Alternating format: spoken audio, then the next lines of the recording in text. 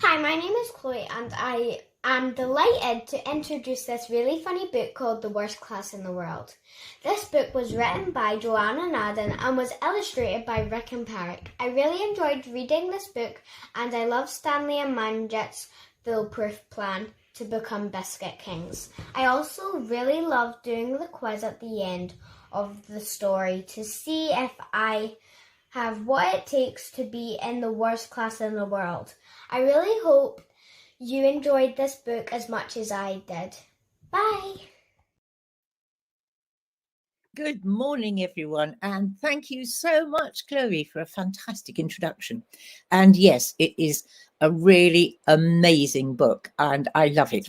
And in just a moment or two, I'm going to ask you to put your hands together to welcome Joanna in. But just before we do, I'd like to say a huge thank you to Bailey Gifford for sponsoring us, and just welcome to the Big Dog Festival. So wherever you are, put your hands together, please, and give Joanna Nadin a massive big dog welcome.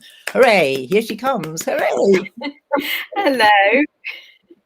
Well, it's so nice to see you, and it is such a funny book.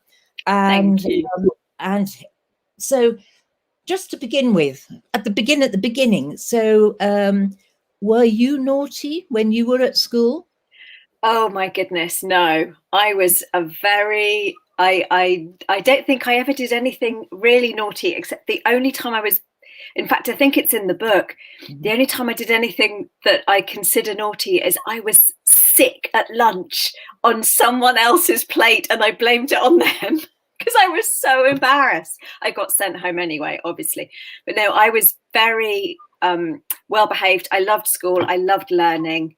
And I was quite scared of teachers and also scared of my mum telling me off. So I didn't get up to anything no good, but my little brother did, and Manjit is quite based on him, basically. Oh, I was going to ask whether that there was any family connections with any of the characters, because they're so real. I mean, you can. I mean, I'm sure that I've met half of them in various schools that I've been to.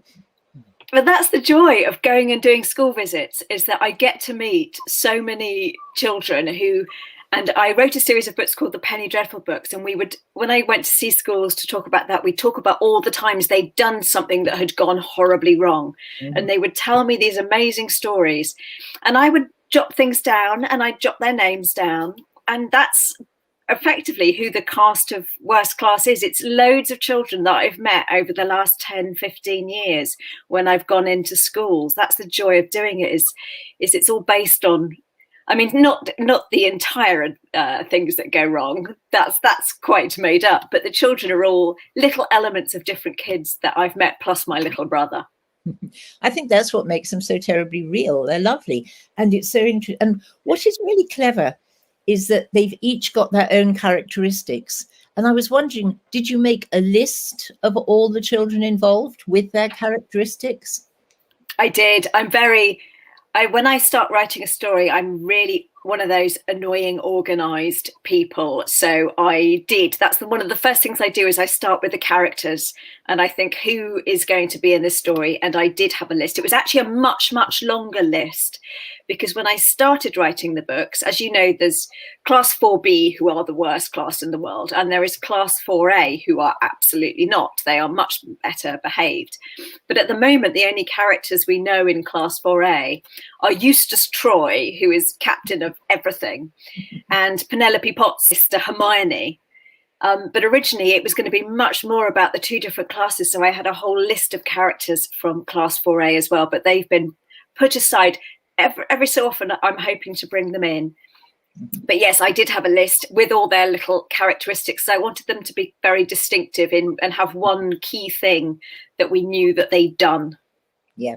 And that comes over so clearly. That's what makes them so real. And I love Penelope and Hermione. Presumably they're twins. Yes, and very cross about it. Well, Penelope's very cross about it. Yes, I've come across that myself.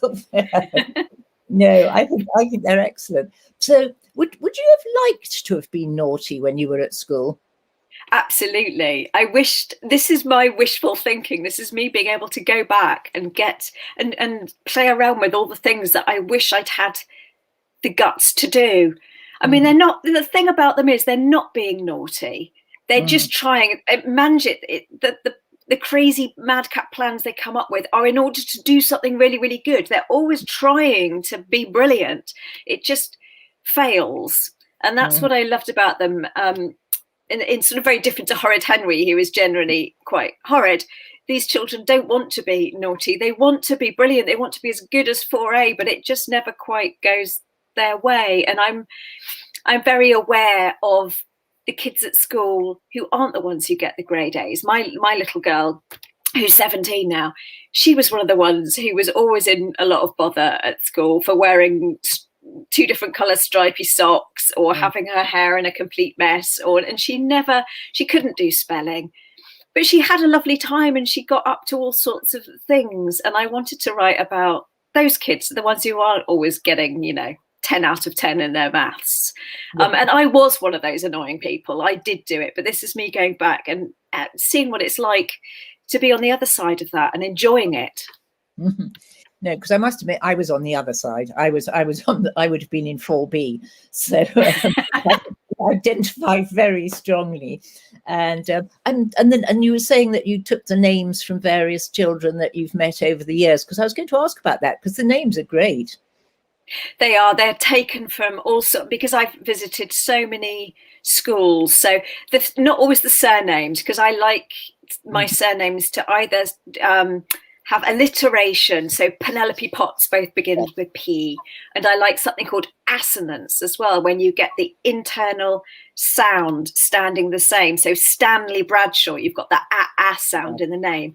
And it makes the name stand out, I think, when you read it. So I always give them a different surname, but the first names are ones that I've come across. I've got a big book of ideas where I write down all my ideas for stories, and I write down words that I love. And I've also got a long list of names to use in stories one day, and they're the names that I collect when I go round. So hopefully, I mean, I know that there's a book too. Worst class in the world gets worse. So are we going to have a series of them? You are. I've just finished writing book 3, which is called The Worst Class in the World Dares You, because they do get up to a lot of dares. They start a craze for dares and dare each other to do increasingly stupid things. And obviously it goes horribly wrong because they're all trying to be overlord of the universe. That's their big plan. So yes, there's going to be a series. There's going to be another one at least after that as well, which I need to start thinking about what's going to go in that. And then I would hope there'll be even more after that. It's such a joy to write about things going wrong and mess and write jokes that I would happily write these stories. Yeah. Yes. Well, that's one of the things that comes over, is that there is that sense of enjoyment. I mean, as you said, they are trying so hard, and I love the interaction between them.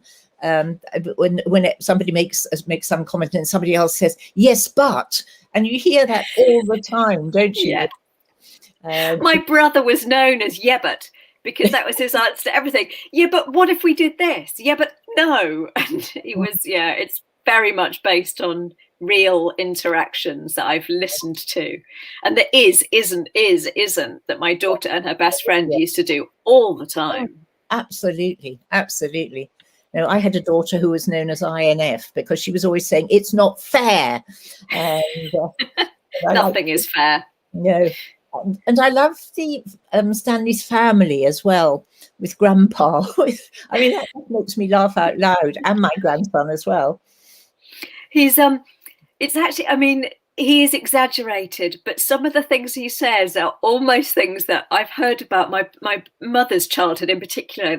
She grew up in Cornwall in quite a poor household, and she has said, I had the ends of my shoes cut off because we couldn't afford new ones, and we all walked 10 miles to school, kind of thing, in a way to point out how easy we have it. So, but that is actually based in reality of my mum and my grandpa, who have told me those kind of stories about how hard they had it when they were when they were younger. And I love the dad as well, he's so full of hope and what he would have done when he was at school. And it's always something nice and fun. And my dad is very much like that. Yeah. And I love the fact that Stanley's mum says, well, as long as you're happy. So, and I think, yes, that just gives him such a warm family background. I think it's very important that as long as you're happy. I think when everyone wants the best for their children and for them to be brilliant at something, but actually the older you get, the more you think, do you know what, I just hope you're happy. I just hope you're having a nice time at school. That's what matters really in the end, is that you're having fun. So I hope that's the message I want to get across, really, that it should be fun more than anything. And the teachers, I mean, I think 4B's class teacher, I mean, he's a man who suffers, isn't he? But he still believes in them. Sorry, I missed the last bit there. Sorry.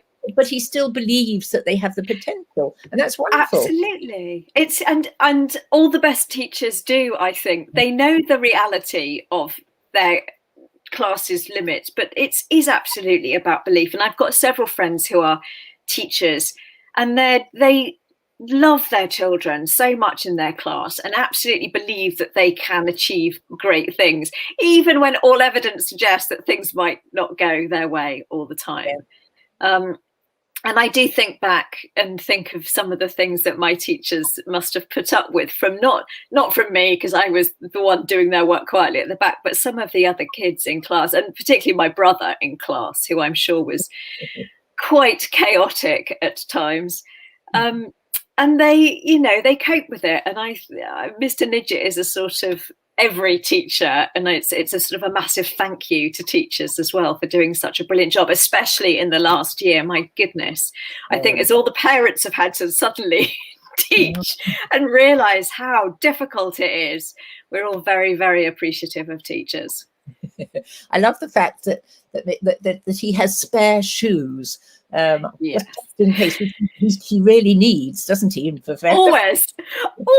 There's a school near here actually where you have to take your slippers into school, and you wear your slippers in school, and then your shoes are separately for going outside, which I actually think is probably a very good plan. Now, I cannot imagine how many sets of slippers get messed up with paint and things like that, but it does seem like a good plan to me. I think it's an extremely good plan. And I was thinking, I mean, I've got lots more questions from me, and I've got some questions actually from a couple of children who have been reading your books. But would now be a good moment for you to read a section? Could we ask you to? I will.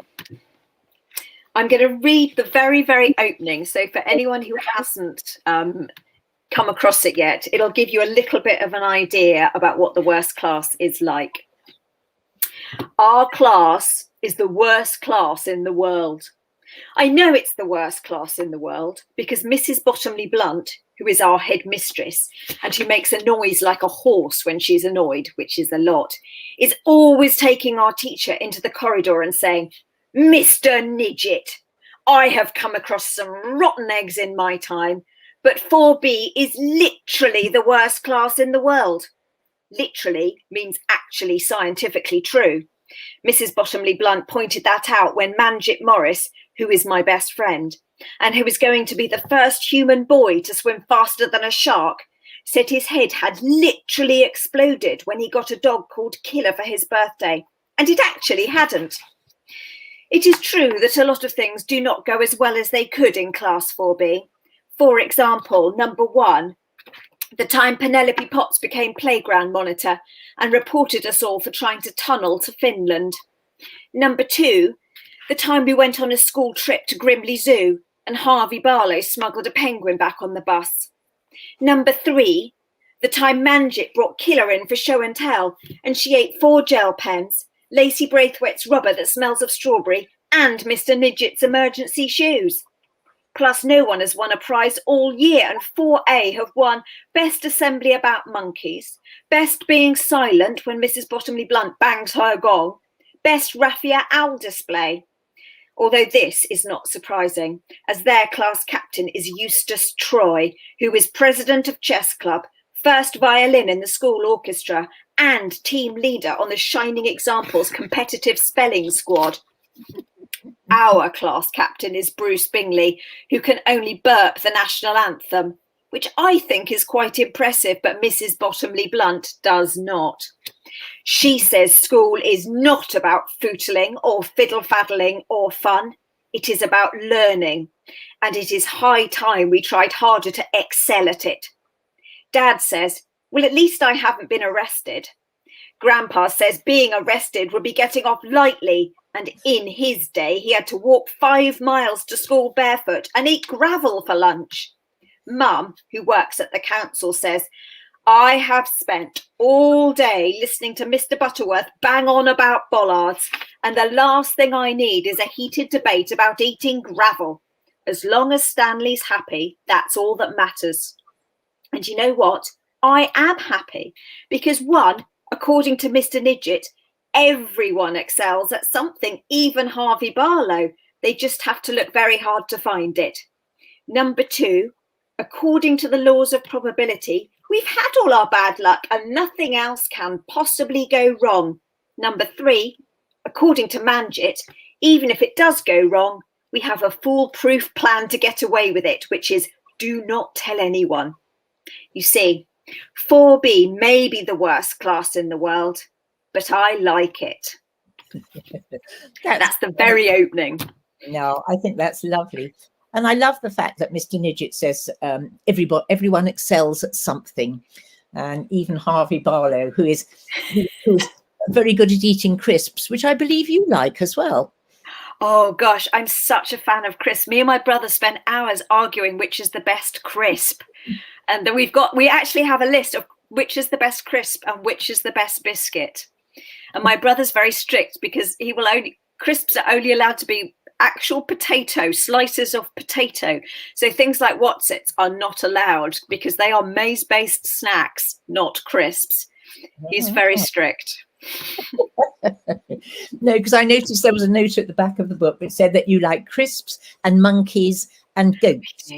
I love monkeys and goats. I'm not a cat or a dog person. I'm not really interested in either of them particularly, but I would absolutely love a goat.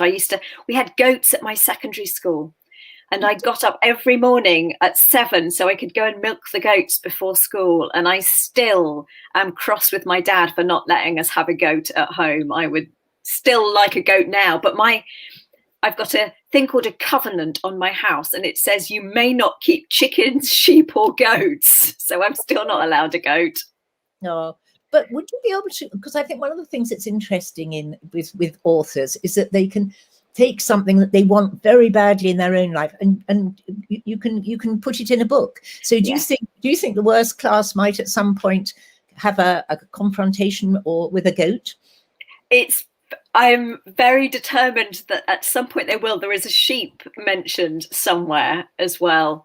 What I would like is them to get a school goat and to see what goes wrong when they get a school goat. It would just be because goats eat anything and everything, and it doesn't have to be food based at all. And they are so much fun because of that, because you just never know what they're going to do next and what they're going to eat next. So yes, I would hope. I can't put a monkey in because that's not realistic, and for very good reasons you cannot keep monkeys as pets, but a goat is definitely feasible. Oh, well, I shall be watching this space very carefully because I love that idea. I think that's great. I love all the stories, but I have to say that the Biscuit King just made me fall. I mean, literally, I was asked why I was making such a lot of noise. Where did the idea for that come from?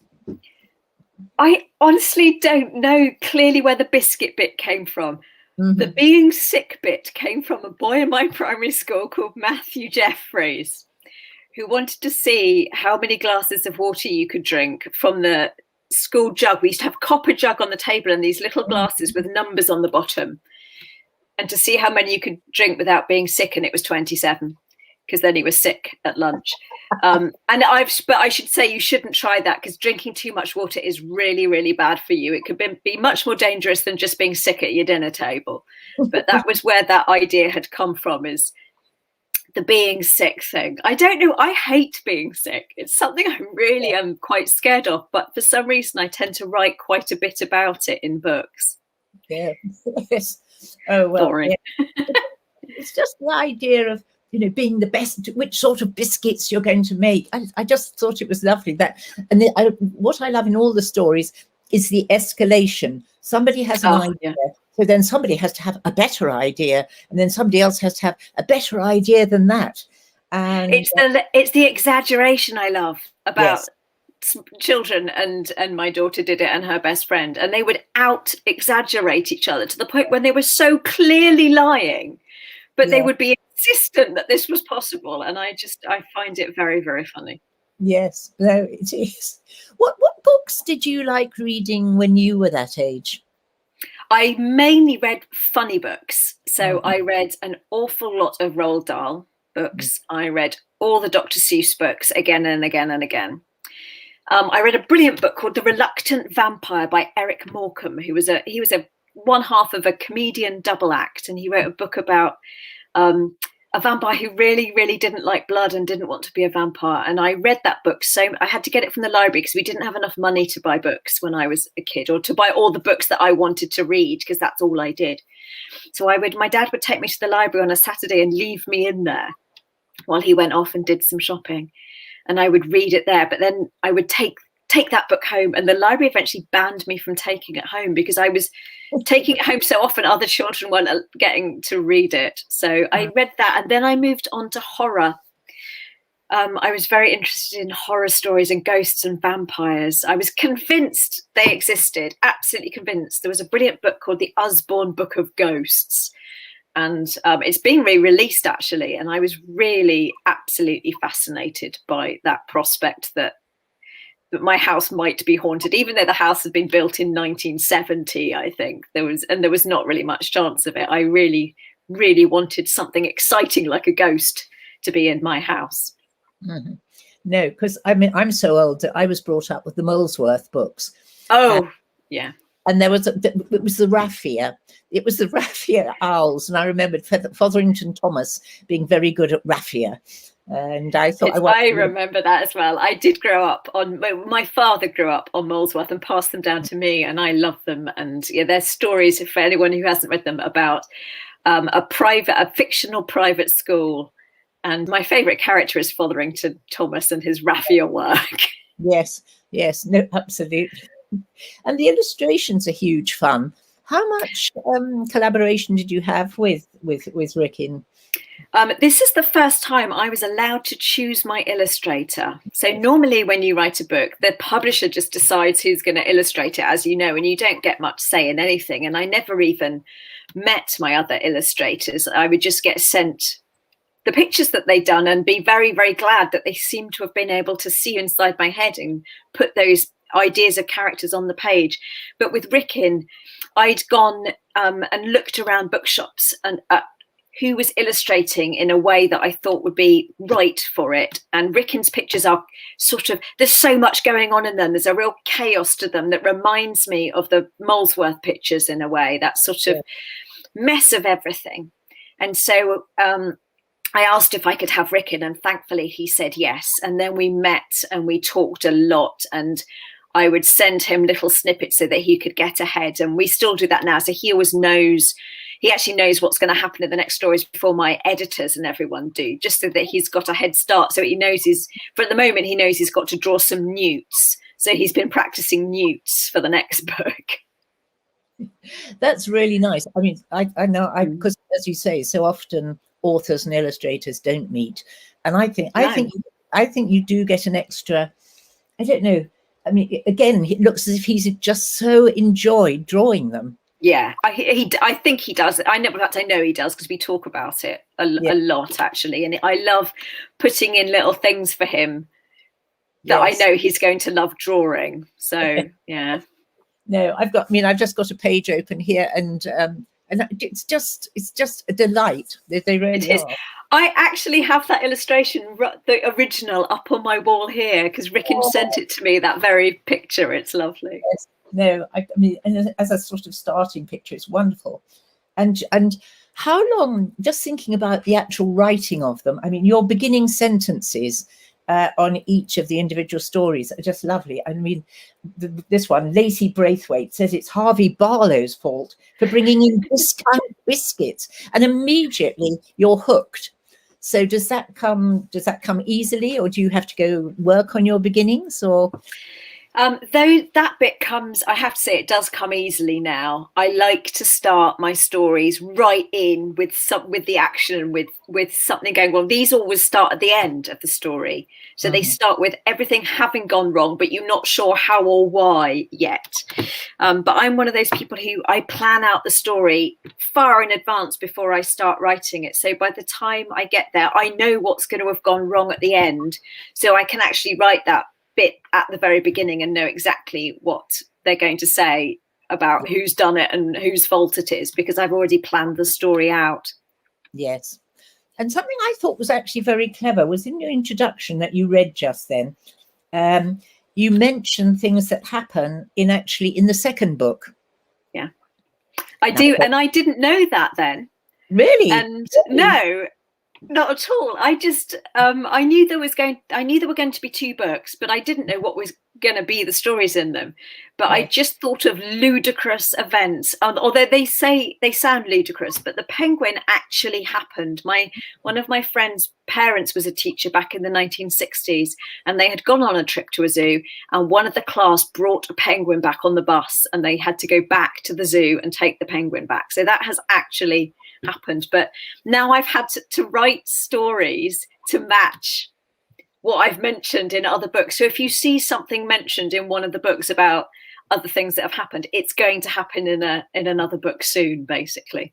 I thought that was really clever, actually. I mean, it just sent me, because I was waiting for that to happen. And when it didn't happen in this book, and then when I got to book 2, I thought, now I know. So it's a very cunning plan. What I mean, a lot of children watching will be writing stories. And what advice would you give them? I would say, number one, when you're doing the actual writing of it, don't worry about your spelling, don't worry about your capital letters and things like that when you're doing your first bit. So I think the actual writing up of the story is a secondary thing. Plan it and work out what's going to happen, and don't worry about what it looks like at that point, because mine are an absolute mess on the page. You can barely read my writing.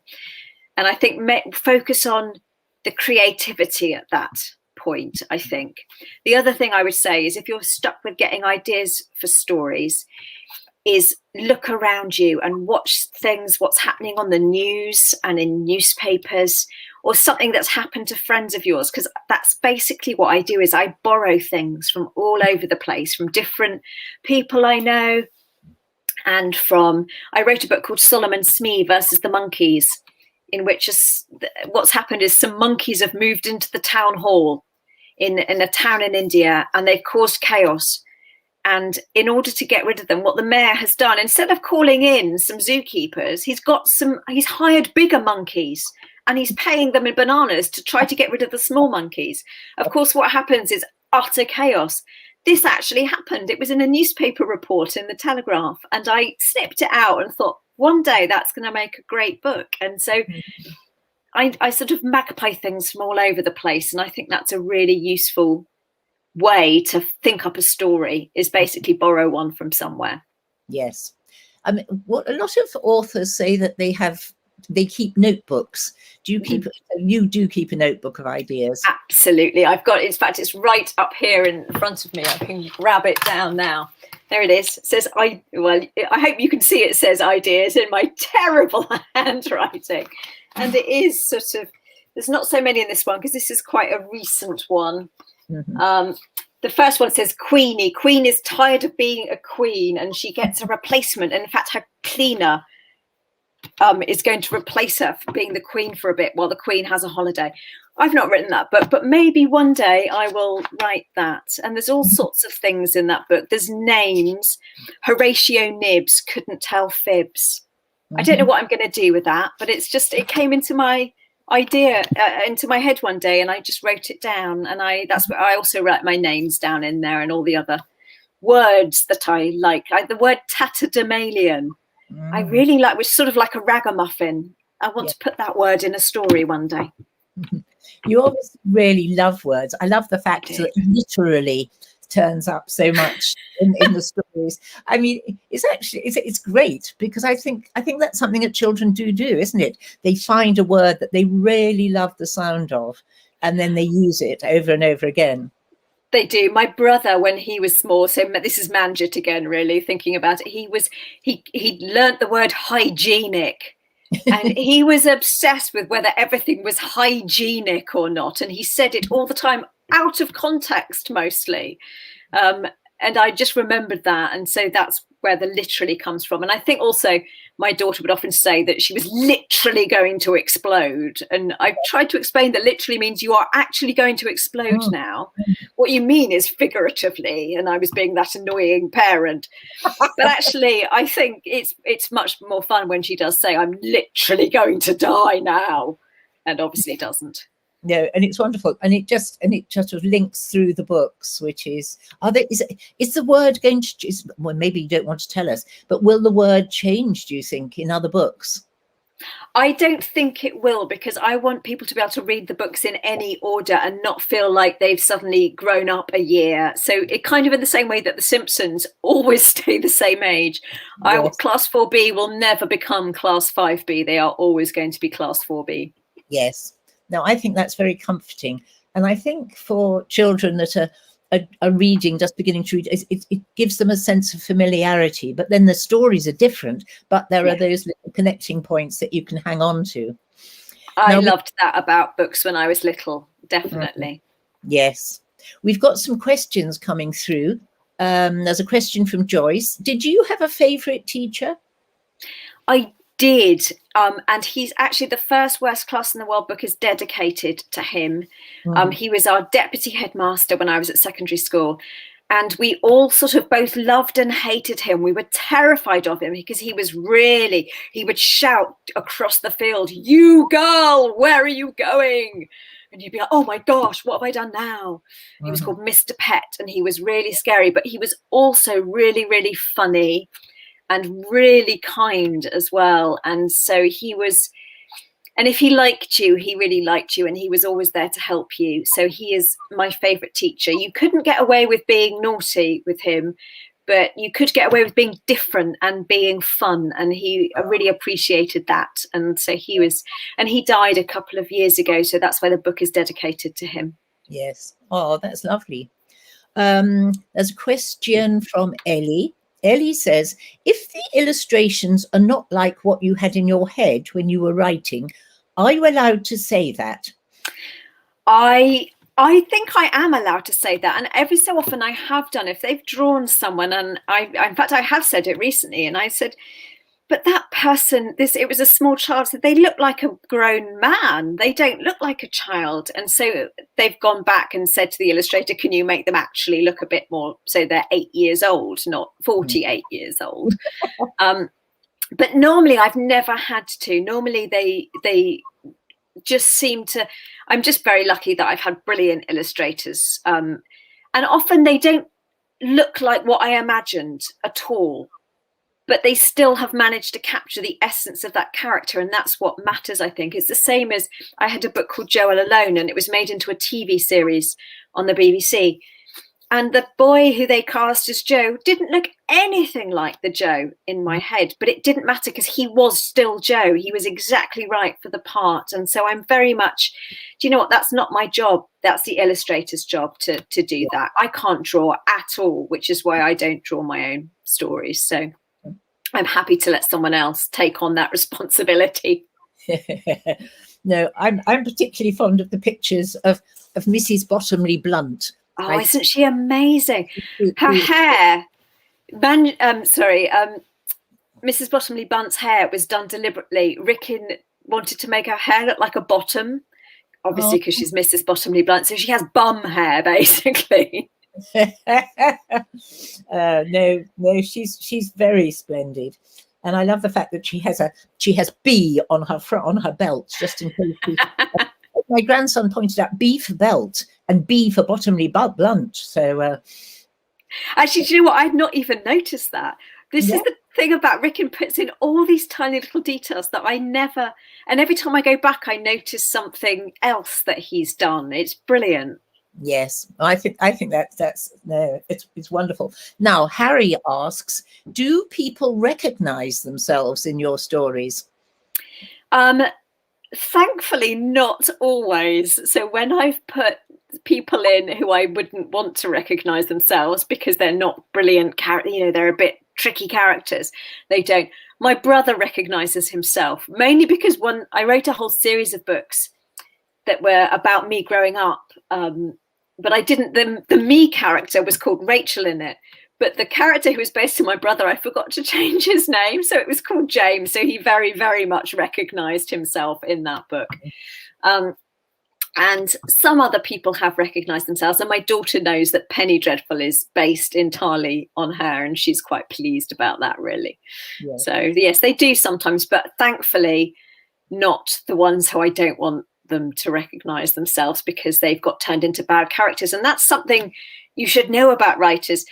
I was bullied a bit at school, and those people who bullied me are now bad characters in my books. That's what we do, is we immortalize the mean people and put them in books. No, absolutely. Good way of getting your own back in a quiet but satisfactory kind of way.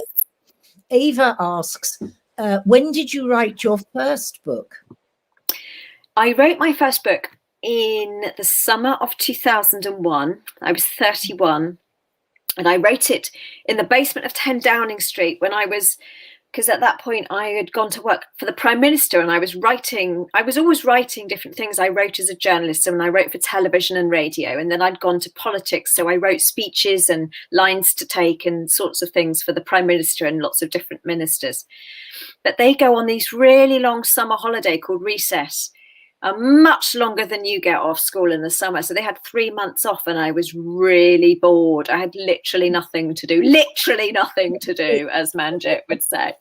And I thought, you know what, I'm going to write a book because I've got nothing better to do.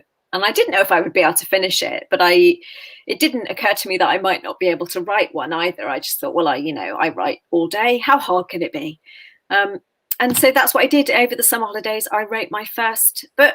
That book has never been published. And I will tell you why.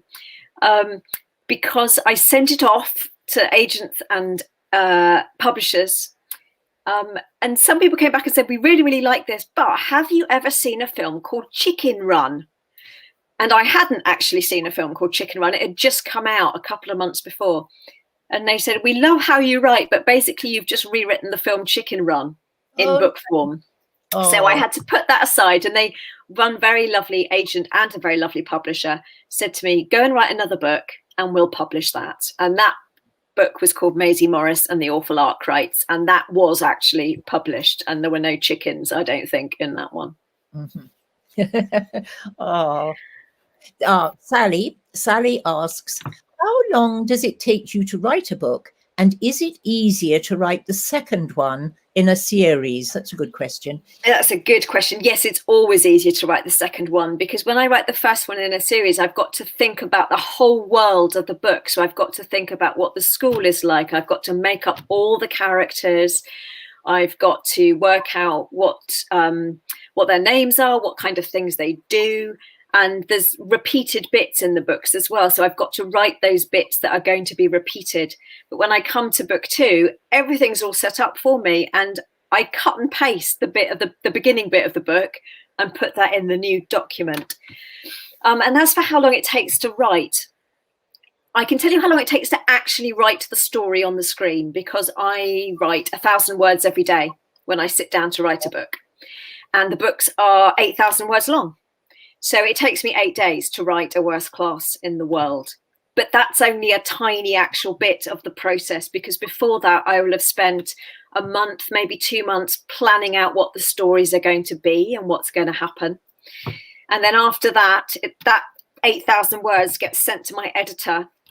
And then it comes back with red pen on it, basically saying, can we have this here? And can they not do this? And it's like getting your homework back with corrections on it. And so then I write another draft with all the corrections in. With these books, there aren't so many corrections, thankfully. But it's a much longer process than the actual writing of the book. That the actual writing it up is quite a quick thing for me, but that's only because I plan really well. I'm not one of those people who can sit down at the computer with a seed of an idea in my head and just go, let's see what happens. I envy people who can do that, but I need to know exactly what's going to happen in the story before I write it. Yeah. No, that's so interesting, isn't it? Liam says, do you have a favourite out of all the characters? I do. My favourite is absolutely Manjit, basically. Because he's the one with all the foolproof, awful ideas. He's crazy and fun, and he's so ambitious about being the first human boy to do all these incredible, stupid things. And I'm very much the Stanley person. I was the one in the background who let other people do that and then would go and say what happened, kind of thing. So even though Stanley is the main character in the way that he narrates the story, he's the one telling us what happened. It's actually Manjit who's the one causing everything. And so he is my favorite one to write, because I just try to think, what absolutely bonkers thing could he come up with today that would be the sort of thing he'd want to do. So that's, Manjit without a doubt is my favorite. Yes. No, me too, actually. Thank you. He just comes over as just, as I keep saying, they've just are so real. Now, we have covered this to a certain extent, but Ms. Smith asks, what advice would you give to any budding authors watching?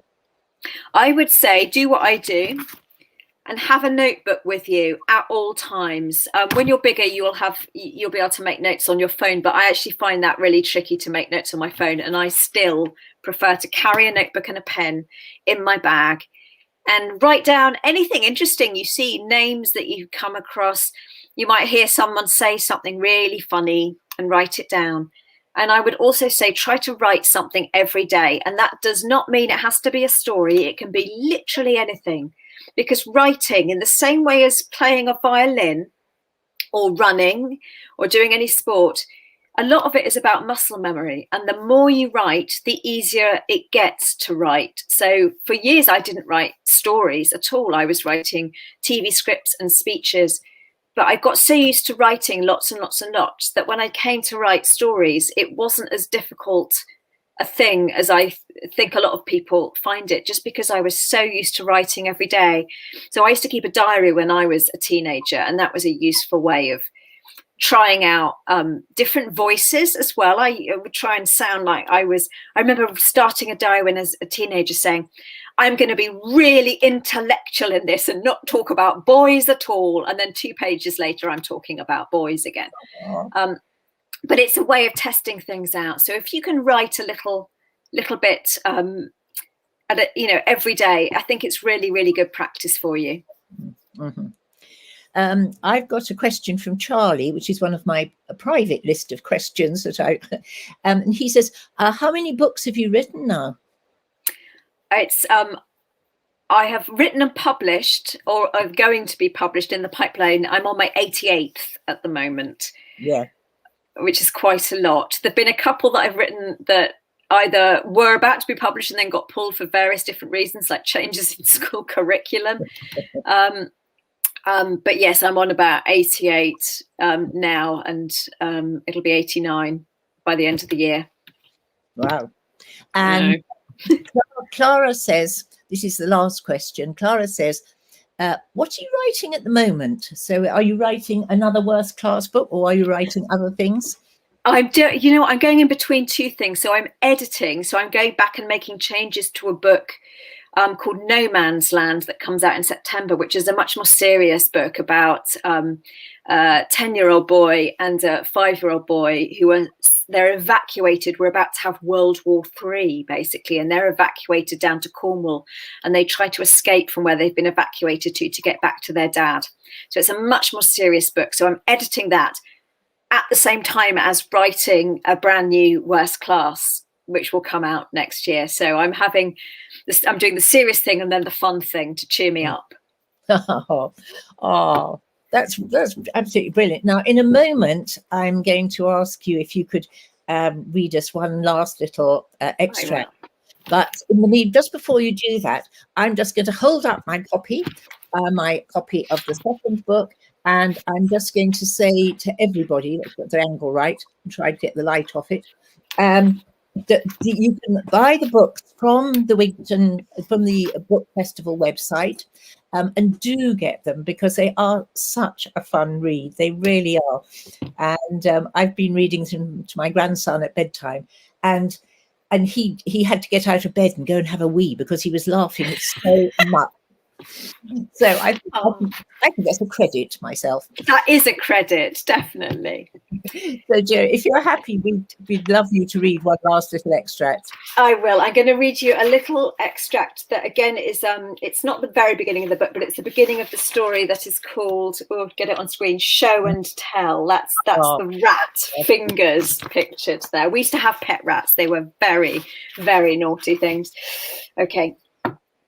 Penelope Potts says it's Bruce Bingley's fault for bringing in his rat called Fingers to show and tell. Bruce Bingley says it's Manjit Morris's fault for bringing in his dog called Killer to show and tell. Manjit says it's Harvey Barlow's fault for only bringing in Crisps to show and tell, which is why they brought Fingers and Killer in the first place. Mr. Nidget says he doesn't actually care whose fault it is, as long as the show and tell madness is finished, or he will literally resign from teaching and become a lion tamer, because it cannot be harder than this. I don't know whose fault it is, but I do know it started on Wednesday. Every Wednesday it is show and tell, which is my second best thing about school after chocolate sponge pudding on Friday, because it means we don't have to do maths that morning. Number 2, Manjit's third best thing about school after chocolate sponge for pudding on a Friday and the newt pond, because he gets to try to be the first human boy to do something outstanding, e.g. juggle an apple, a sock and a book about bees. It doesn't always go to plan, but Mr. Nidget says it is the trying that counts, and Manjit is literally the best trier in the world. Number 3, the bane of Mr. Nidget's life, which means it is his absolutely worst thing about school, because it always involves Mrs. Bottomley-Blunt swooping in for a surprise inspection and telling us we are the worst class in the world, because nothing we are showing and telling is interesting or informative or as outstanding as 4A. It is just mainly messy. On this Wednesday, what happened was Manjit had just finished trying to be the first human boy to drink a cup of milk while blindfolded and spinning around without spilling a drop, which he didn't. He spilt it all over Mr. Nidget's emergency shoes, which he was already wearing because of an incident with some paint, and so he had to wear just socks. And next it was Harvey Barlow's turn.